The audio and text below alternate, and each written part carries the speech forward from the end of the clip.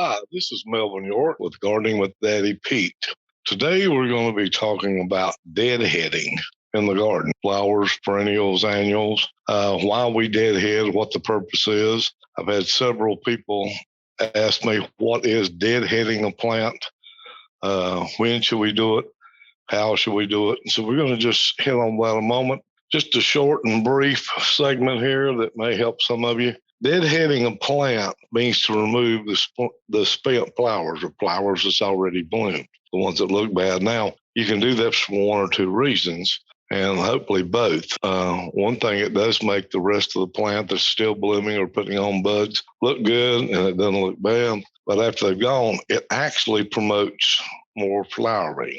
So even in annuals and perennials, it's a big thing to go through and to deadhead.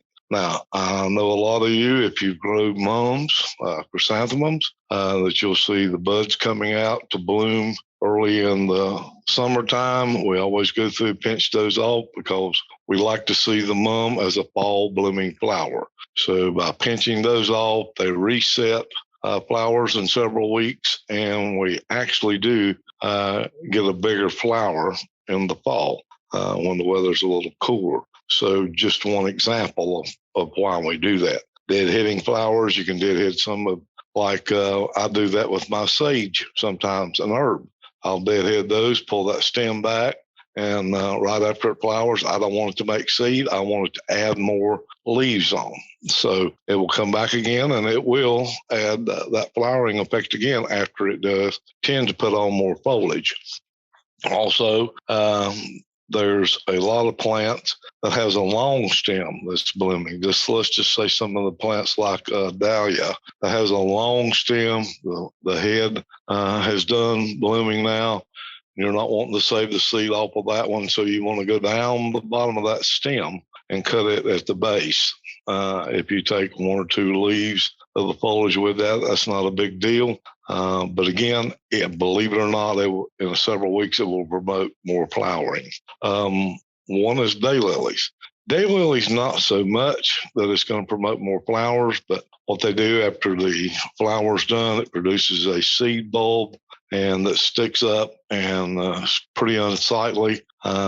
So that is one that you need to trail it all the way down to the bottom of the stem and cut it off to keep your foliage looking good. Some flowers are like that. Once we get the blooms, then we get to enjoy the foliage. So deadheading the plants, it's not pruning the plant now. It's deadheading the plant where the blooms have been. And again, we do this to promote more blooms, take the energy that the plant will have making seed and turn it back into the foliage or to producing more flowers is the main reason. Now, here's the thing about it. Just like we were talking about the daylilies that don't produce back. Again, dahlias is one that will. So, and I know a lot of people like to save the seed off their dahlia. You can get that on the second run or leave you one or two on your plant. But as far as perennials, do the same thing. We talked about, and it's the same thing that we did on pruning. We do it at a certain time, like the azalea bush. We want to prune it right after the bloom because it's one of the plants that sets its blooms during the summer and early fall for the next season. So again, that's not deadheading, that's pruning, but it is right after the flowering. So that way we do get rid of the dead flowers and we get to enjoy the shrub. Now, there are some varieties that of azaleas that's out now that blooms twice, 3 times. Make sure there's no bud set before you do that. So you can still get the fall bloom out of that. But as your regular azaleas go, you want to make sure that you do prune those right after bloom. Deadheading the plant now.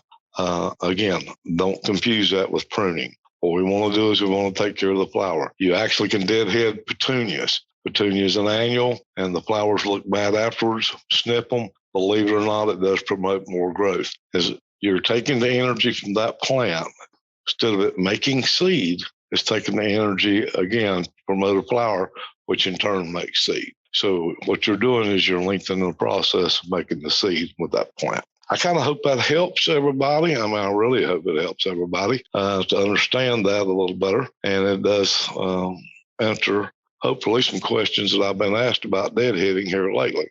If you get a chance, you can join our podcast, or you can go through and listen to our archives at daddypeats.com. Also, while you're there, you can sign up for our webpage and or our email letter on the webpage that we send out once or twice a month and give you some gardening tips. Also, you can check our different products that helps you in your garden, the perennials, the annuals that you'll be planting in, the different mixes, the different mulches. Give those a look, and they have a good description with them. And also check our About page. We're Century Farm. We'd sure like for you to look at that too. So until next time, this is Melvin York for Gardening with Daddy Pete.